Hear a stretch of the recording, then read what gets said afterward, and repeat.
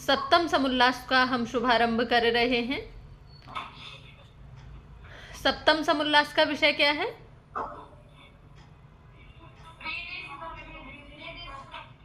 हाँ, वेद ईश्वर विषय। तो सबसे पहला मंत्र है इसमें, ऋचो अक्षरे परमे व्योमन अस्मिन् देवा अधिविश्वे निषेदुः यस्तन्न वेद किं ऋचा करिष्यति य इत्तद्विदुस्त इमे समासते। तो कह रहे हैं ऋचो अक्षरे परमे व्योमन अस्मिन् देवा अधिविश्वे निषेदु। ये ऋग्वेद का मंत्र है और ऋग्वेद में भी पहले मंडल का 164वां मंत्र है। ऋग्वेद में कितने मंडल हैं? बहुत बढ़िया। ऋग्वेद में 10 मंडल हैं, इसीलिए ऋग्वेद का एक नाम दशतई भी है।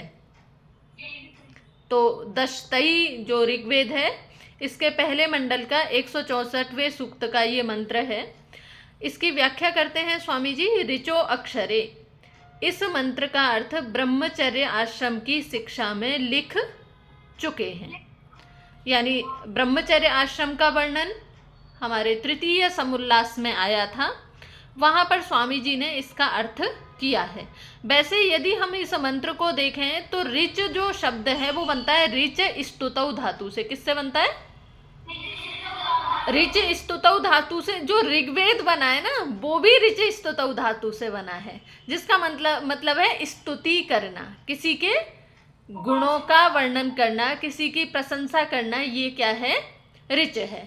और अक्षर बोलते हैं न क्षरति इति अक्षरः, जो जिसका कभी क्षय नहीं होता है, जो कभी घटता नहीं है, जो कभी विनाश को प्राप्त नहीं होता है, वो है अक्षर।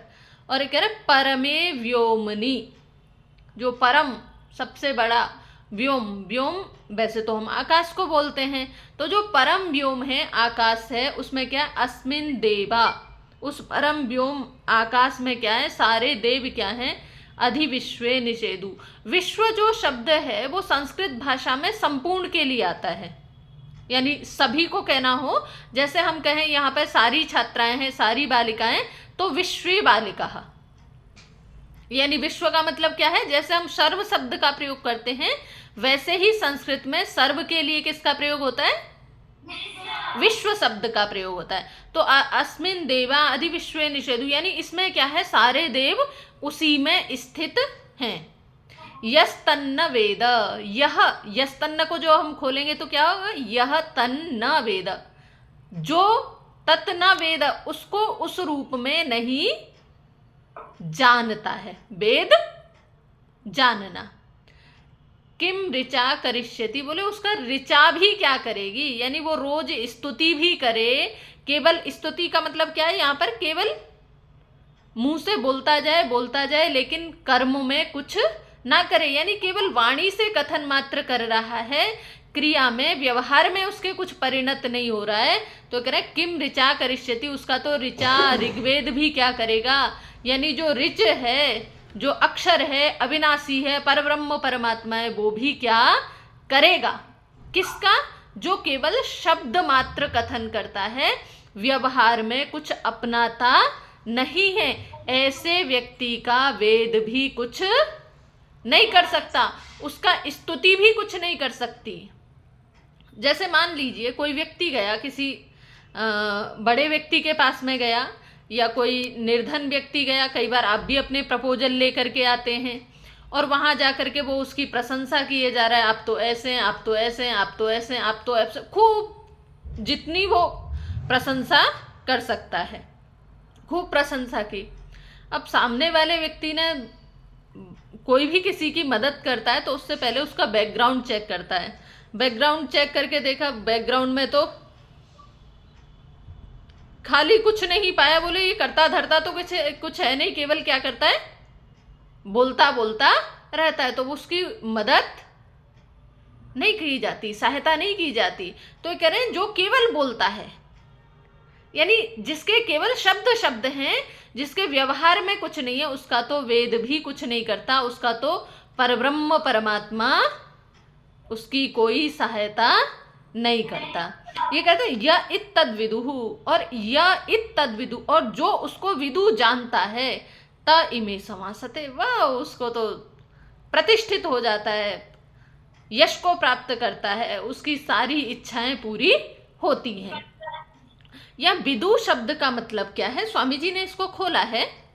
मैं स्वामी जी के शब्दों से ही इसको समझाऊंगी। अभी तो मैंने मतलब ऋग्वेद को जो मंत्र है उसको आसान, जैसे सामान्य संस्कृत से जो अर्थ निकल सकता है, सामान्य आपको बताया कि ऋच माने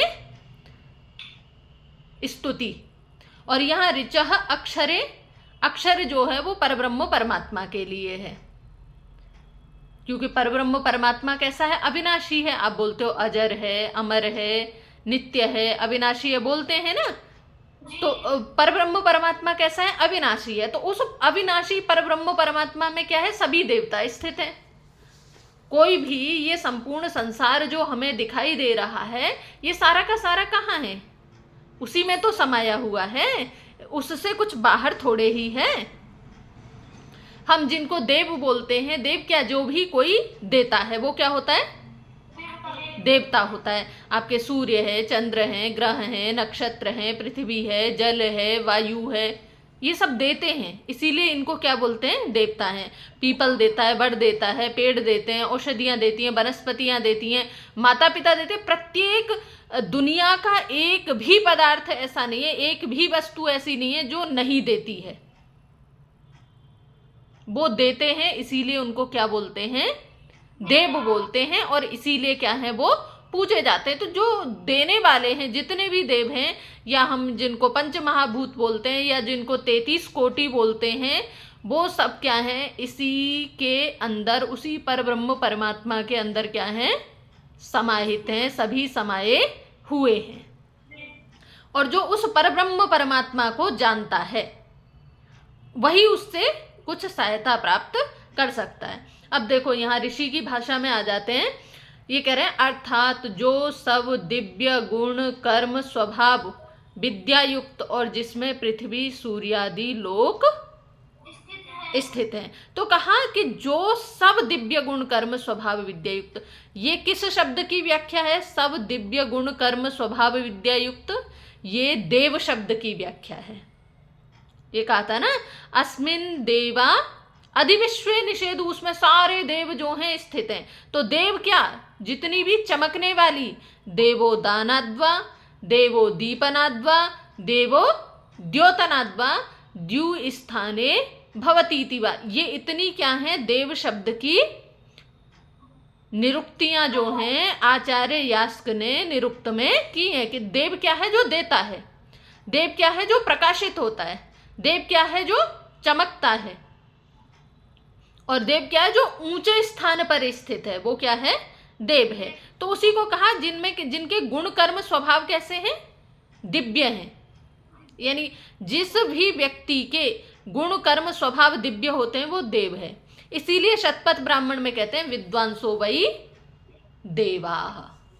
देव कौन होते हैं, विद्वान ही क्या है, देव बता दिए गए। क्यों बता दिए गए, क्योंकि उनके गुण कर्म स्वभाव कैसे होते हैं, दिव्य होते हैं, और वो संसार को क्या करते हैं, अज्ञान से हटा करके विज्ञान की ओर लेके जाते हैं, प्रकाश की ओर लेकर के जाते हैं, इसीलिए देव हैं।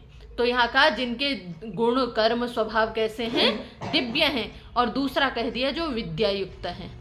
विद्या क्या है, जो पदार्थ जैसा है, क्या है, जो पदार्थ जैसा है उसको वैसा ही जानना, और वैसा जान करके उससे अपने लिए और अन्यों के लिए उपकार करना, लाभ पहुंचाना, ये क्या है, विद्या है। इसके विपरीत क्या हो जाएगा, अविद्या हो जाएगा। यानी जो पदार्थ जैसा है उसके मूल तत्व तक को जान करके, जो वैशेषिक दर्शन जो कहता है ना, पदार्थों के यथावत गुण कर्म स्वभाव को जानना।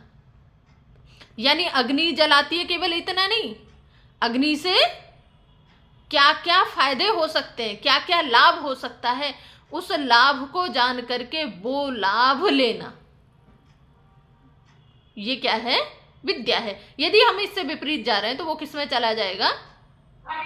अविद्या में चला जाएगा। तो कहा अस्मिन देवा अधिविश्वे निषेधु, तो जो कह रहे हैं विद्या युक्त हैं, जो पदार्थ जैसा है उसको वैसा ही यथावत जानना। और कह दिया जिसमें पृथ्वी सूर्य आदि लोक स्थित है। तो ये देव की इतनी व्याख्या है जिनके गुण कर्म स्वभाव कैसे हैं? दिव्य हैं, और जो विद्या युक्त हैं, और दूसरा खोल दिया यानी जो जड़ वस्तुएं हैं जैसे क्या कि पृथ्वी है, सूर्य है, चंद्र है, ग्रह है, नक्षत्र है आदि, जल है, वायु है, ये सब क्या हैं? देव हैं। तो ये कह रहे हैं ये सब कहाँ हैं? लोक जिसमें स्थित हैं, और जो क्या है? आकाश के समान व्यापक है। आकाश किसको बोलते हैं? रिक्त स्थान को। आकाश यानी जो सब जगह फैला हुआ है, सभी जगह जिसका विस्तार है वो क्या है? आकाश है। तो कह रहे हैं जो आकाश के समान है, व्यापक है, और क्या है? सब देवों का देव है। जितने भी देव आपको बताए, पृथ्वी है, सूर्य है, चंद्र है, ग्रह है, नक्षत्र हैं, औषधियां हैं, वनस्पतियां हैं, जो भी विद्वान हैं, माता पिता हैं, गुरुजन हैं, जो भी देव हैं जिनके भी गुण कर्म स्वभाव कैसे हैं? दिव्य हैं। ये कह रहे हैं उन सभी देवों का देव कौन है? परमेश्वर है। इसीलिए सत्यार्थ प्रकाश के पहले समुल्लास में ईश्वर का एक नाम क्या है? महादेव। महादेव आया है ना, यानी जितने भी देव हैं उन सब देवों का क्या है? वो अधिपति है, स्वामी है, सब देवों का देव है, यानी सबसे बड़ा वही है। इसीलिए ये जो क्या बोलते हैं, योग दर्शन में कह दिया स एष पूर्वे शामपि गुरुः कालेनान बच्छेदात। वही ईश्वर क्या है? सब गुरुओं का भी गुरु है। तो वो देवों का देव परमेश्वर है। उसको जो मनुष्य न जानते, न मानते और उसका ध्यान नहीं करते, वे नास्तिक मंदमती सदा दुख सागर में डूबे ही रहते हैं। देखो यहाँ ईश्वर को जानने की, मानने की कई सारी कसौटियां बताई हैं। तो सबसे पहली कसौटी क्या बताइए कि जो मनुष्य ईश्वर को नहीं जानते, सबसे पहली बात है हम किसी भी व्यक्ति को, वस्तु को पहले क्या करते हैं? जानते हैं। कैसा है, कैसा शरीर है, कैसा आकार है, कैसा प्रकार है, कैसा रंग रूप है, मीठा है, खट्टा है, तीखा है, अनेक प्रकार से, यानी कोई भी वस्तु है हम उसको पहले उसके बाहरी आवरण से क्या है? जानते हैं। फिर बाहरी आवरण के बाद में फिर उसके अंदर के गुणों को जानते हैं। मान लीजिए आजकल संतरों का सीजन चल रहा है, तो संतरे में देखेंगे ऊपर से कैसा है, हाँ, फिर अंदर से कैसा है? खट्टा है, मीठा है, रसीला है, उसके क्या गुण होते हैं, उसको खाएंगे तो शरीर को क्या लाभ होगा और क्या हानि होगी आदि, जो भी कुछ है ये क्या है? उसको जानना है। तो यहाँ ईश्वर के बारे में कहा कि जो मनुष्य ईश्वर को नहीं जानते, यानी ईश्वर के स्वरूप मात्र से जो ईश्वर को नहीं जानते हैं। अब दूसरी बात कही, देखो ईश्वर को सभी कहते हैं जानते हैं। मैं अभी आपसे पूछूंगी, सभी हाथ उठाएंगे मैं ईश्वर को जानता हूं। अभी पूछूं तो सब कहेंगे ना मैं ईश्वर को सब जानते हैं। हाँ, रोज बोलते हैं ना, ईश्वर सच्चिदानंद स्वरूप, निराकार, सर्वशक्तिमान, न्यायकारी, दयालु, अजन्मा, अनंत, निर्विकार, फलाना फलाना फलाना है। अब देखो हो गए शुरू आप लोग, यानी जानते हैं दयालु है, निराकार है, निर्विकार है, अनादि है, अजन्मा है, अनंत है, अजर है, अमर है, अविनाशी है, उसने इस संसार को बनाया है, आदि आदि आदि। जानते हैं? सब जानते हैं? सबका एक ही उत्तर होगा कि हम ईश्वर को जानते हैं। फिर कहेंगे ईश्वर को मानते हैं, तो सब कहेंगे जी बिल्कुल मानते हैं। हाँ, मानते हैं? कैसे नहीं मानते? किसी से भी पूछोगे ना आप, दुनिया में किसी भी व्यक्ति से कहोगे तो कहेगा जानते हैं, फिर कहेंगे मानते हैं, पर वास्तव में हम नहीं मानते हैं। जिस दिन हम ईश्वर को मान लेंगे ना, हमारे हमारे जीवन में जितने दुख दर्द परेशानियां हमें नजर आ रही हैं वो सब क्या हैं, दूर हो जाएंगी। जहाँ जहाँ हमको अविश्वास होता है, जहाँ जहाँ हम स्खलित होते हैं, जहाँ जहाँ हम गलत मार्ग की ओर प्रवृत्त होते हैं, जब जब हम झूठ बोलते हैं, जब जब हम छल करते हैं, जब जब हम आलस्य करते हैं, जब जब हम प्रमाद करते हैं, जब भी कोई हमारे जीवन में कोई भी जरा सी भी न्यूनता आती है, उसका निश्चित मतलब क्या है, हम ईश्वर को नहीं मानते। यदि मानते होते तो हम जो करते हैं, जहाँ कहीं भी गलत मार्ग की ओर प्रशस्त होते हैं, वो हमारे जीवन में हो ही नहीं।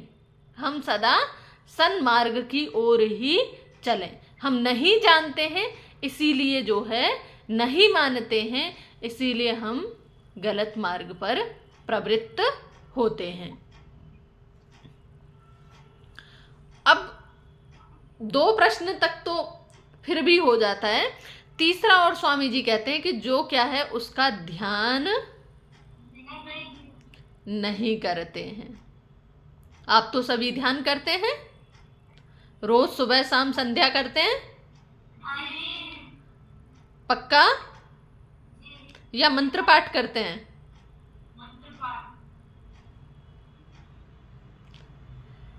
संध्या कब होगी? जब आप जो मंत्र बोल रहे हैं उन मंत्रों के अर्थ को भी अपने जीवन में अपनाएंगे। मंत्र बोलते समय उस मंत्र के अर्थ का चिंतन करेंगे, तो क्या है वो ईश्वर का ध्यान है। कभी भी ईश्वर जो है हमारे मन मस्तिष्क से हटना नहीं चाहिए। यदि वो एक क्षण के लिए भी जा रहा है, इसका मतलब ये है हम ईश्वर को सही रूप में नहीं जानते हैं, नहीं मानते हैं और नहीं उसका ध्यान करते हैं। एक छोटा सा उदाहरण बताऊंगी, आप लोग अक्सर अपने दैनिक जीवन में करते हैं। ए दीदी आ गई, करते हैं कि नहीं करते हैं? एक खड़ा रहता है, जब 4-5 पंचायत कर रहे होते हैं ना, तो एक बाहर एक को पहरेदारी पे लगा देते हैं, देखना कोई आए तो बताना। फिर कहते हैं ए आ गई। ये क्या है? ये क्या है? समझ रहे हैं ना? चलो दीदी से तो बच जाओगे, लेकिन उस ईश्वर से कैसे बचोगे? हम अपने जीवन में ऐसा कर रहे हैं, इसका मतलब क्या है? हम उस ईश्वर की सर्वव्यापकता को नहीं मान रहे हैं। जो ईश्वर का अभी हमने नाम कहा ना, जो आकाश के समान क्या है, सब जगह व्यापक है। जैसे आकाश सब जगह फैला हुआ है, वो भी क्या है, सब जगह है। यानी हम उसके सर्वव्यापक जो स्वरूप है, जो उसका आकाश स्वरूप है, उसी को हम नहीं समझ रहे हैं। इसीलिए हम क्या करते हैं, फिर ये देखते हैं, अच्छा कोई नहीं देख रहा है, इसका कपड़ा है, अरे मेरा कौन सा है, पोंछा फेंक दिया। क्या हम ऐसी व्यवहारिक त्रुटियां करते हैं या नहीं करते हैं? मेरी कौन सी पुस्तक है, लिखा, पेन यूज किया, छोड़ दिया। किसी की चटाई मिल गई, जब तक मुझे काम था योगासन किया, व्यायाम किया, प्राणायाम किया, बैठे, फिर छोड़ते चले बने। डांट तो उसकी पड़ेगी ना, मेरी थोड़ी है, उसकी है। करते हैं ना हम? अनेक बार हम जो है इस प्रकार का अपने जीवन में करते हैं। और जीवन में नहीं, हम अपनी जो दैनिक दिनचर्या है, हमारी दैनिक दिनचर्या के ये छोटे छोटे से बिंदु हैं, जिनको हम क्या करते हैं, करते हैं। तो हम ईश्वर को जान रहे हैं, मान रहे हैं? नहीं जान मान रहे ना। यदि हम ईश्वर को जानने मानने लग गए तो हम ये गड़बड़ करेंगे ही नहीं। जिस दिन दीदी जी मंत्र पाठ में नहीं आई, उस दिन मंत्र पाठ से गायब। या जब लगा नींद पूरी नहीं हुई है और सोने का मन है, तो फिर उस दिन हमारे पेट में दर्द हो जाता है, या सिर में दर्द हो जाता है, या पैर में दर्द हो जाता है। तो ये क्या है, चलो दीदी से तो तुम झूठ बोल लोगे, लेकिन जो यहाँ बैठा हुआ है उससे कैसे झूठ बोलोगे? वो तो अभी आपने कहा ना आकाश के समान व्यापक है। तो उसके लिए फिर स्वामी जी ने ईश्वर को नहीं जानने नहीं मानने से परेशानी क्या होगी? ईश्वर को मैं मानूं नहीं मानूं तो उससे नुकसान किसका है, ईश्वर का है या मेरा है? तो वो स्वामी जी इसको लिखते हैं कि वे नास्तिक हैं। क्या कह दिया? नास्तिक बता दिया। नास्तिक कौन है? जो सबसे पहले जानता नहीं है, दूसरे नंबर पर मानता नहीं है, तीसरे नंबर पर जो उसकी ध्यान उपासना नहीं करता है, वो उस व्यक्ति को कहते हैं नास्तिक। और नास्तिक क्या है? वो मंदमती शब्द प्रयोग किया। क्या है? मंदमती यानी कमजोर बुद्धि। उसकी बुद्धि कैसी है? कमजोर है, वो मूढ़ है, मूर्ख है। और ऐसा व्यक्ति क्या है? सदा दुख सागर में डूबे ही रहते हैं। उनको हमेशा परेशानियां समस्याएं घेरे ही रहती हैं, कोई ना कोई समस्या उनको लगी ही रहती है, वो कभी समस्याओं से बाहर नहीं निकल पाते। जो ईश्वर विश्वासी होते हैं, ईश्वर को मानते हैं, ईश्वर का ध्यान उपासना करते हैं, वो सारी समस्याओं से क्या हो जाते हैं? निकल जाते हैं। उनको समस्या घेरती नहीं है, वो समस्याओं से परे हो जाते हैं। तो कह रहा मंदमती सदा दुख सागर में डूबे ही रहते हैं, इसीलिए सर्वदा उसी को जानकर सब मनुष्य सुखी रहते हैं। यानी सुखी रहने का कोई विकल्प है, कोई माध्यम है, कोई समाधान है, तो वो क्या है? ईश्वर विश्वास, ईश्वर का स्वरूप। अब देखो, ईश्वर को गलत जानने से भी हानियां होती हैं। जैसे आज मौनी अमावस्या है, करोड़ों की संख्या में लोग इलाहाबाद पहुंचे हुए हैं प्रयागराज कुंभ में स्नान करने के लिए। आगे पीछे भी स्नान कर सकते थे, आज ही क्योंकि कह दिया आज मौनी अमावस्या, आज अधिक फल मिलेगा। अब वो एक क्षण में, कुछ समय के अंदर ही स्नान करने के चक्कर में बहुत सारे लोग अपने जीवन को ही धो बैठे। अब क्योंकि जब स्थान सीमित है, संख्या अनंत है, भगदड़ मच गई, कई किलोमीटर पैदल चलना पड़ रहा है, तो दुख उठा रहे हैं ना। क्योंकि हमने क्या मान लिया? गंगा जी में स्नान करेंगे तो पाप छूट जाएंगे। देखिए, जाना चाहिए, देखना चाहिए, लेकिन हिसाब से, सुरक्षा से। ईश्वर गंगा स्नान से पाप धोने वाला नहीं है। ऐसे गंगा स्नान से, प्रयागराज में स्नान करने से पाप धुलने लग जाएं तो दुनिया में पाप ही खत्म हो जाएं। ये सब क्यों आ रहा है? क्योंकि हमने ईश्वर के स्वरूप को सही से समझा ही नहीं। वास्तव में जब ये कुंभ आदि की जो परंपरा शुरू हुई होगी, मैं अभी पूरा तरीके से तो इसको नहीं समझ पाई हूँ, पर मुझे जहाँ तक लग रहा है, क्योंकि हमारा भारतवर्ष अनेकों वर्ष क्या रहा है? गुलाम रहा है, पराधीन रहा है। ऐसा माना जाता है श्री महाराजा हर्ष हुए हैं, एक हर्षवर्धन, उन्होंने जो है इनका शुभारंभ किया था। और उनके समय में जो है विदेशी आक्रमण हो रहे थे, यमन शक हूणों के आक्रमण होने लग गए थे। तो ये एक समय था, ये एक विचार था हमारे ऋषियों मुनियों का, पूर्वजों का, ये एक योजना थी। यहाँ सभी सनातनी जो है भारतवर्षी एक जगह इकट्ठे होकर के योजना बनाते थे, अपने आप को बचाने की योजना बनाते थे, अपने धर्म को बचाने की योजना बनाते थे, अपनी संस्कृति को बचाने की योजना बनाते थे। ये जो जितने नागा साधु या अन्य अन्य संप्रदायों के साधु जो अस्त्र शस्त्रों से लैस होकर के आते हैं, ये क्या है? ये एक परंपरा थी। अपनी शस्त्र अस्त्र विद्या से अपना प्रदर्शन होता था, प्रशिक्षण होता था कि कौन कितना सामर्थ्यशाली है, किसमें विधर्मियों को रोकने का सामर्थ्य है। ये परंपरा थी हमारी, जो कि आज किसी दूसरे रूप में जो है भटक गई है। एक अच्छा विकल्प शुरू किया था, अच्छा प्रवाह शुरू किया था, और ये उस समय की मांग थी। बड़ी बड़ी गोष्ठियाँ, बड़े बड़े आयोजन यज्ञ आदि के होते थे, दान पुण्य होता था, जिसके पास में सहयोग नहीं है उसका सहयोग किया जाता था। अच्छी अच्छी योजना थी, अच्छा वो था। काल क्रम से जो है कहीं ना कहीं हम भटके हैं चीज़ों से।